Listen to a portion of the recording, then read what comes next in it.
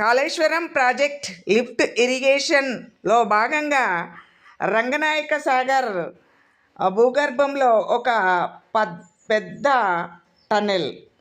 ఈ రంగనాయక సాగర్కి రిజర్వాయర్కి గోదావరి నది ద్వారా నీరు వస్తుంది.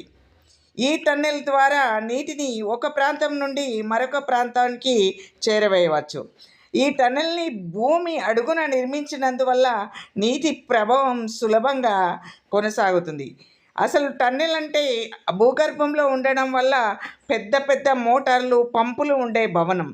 ఈ మోటార్లు నది లేదా రిజర్వాయర్ నుండి పై భాగాలకు నీటిని పంపిస్తుంది.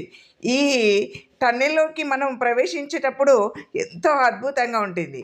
ఈ భూగర్భంలో తవ్విన ఈ టన్నెల్లోకి మనం వెళ్తుంటే ఏదో అద్భుత ప్రపంచంలోకి వెళ్ళినట్టు మనల్ని ఆకర్షిస్తుంది. చూడండి ఎంత అద్భుతంగా ఉంటుందో. ప్రతి ఒక్కరూ చూడవలసిన అద్భుత టన్నెల్ ఇది. ప్రపంచంలోనే ఉన్న భూగర్భ టన్నెల్లో ఇది ఒకటి.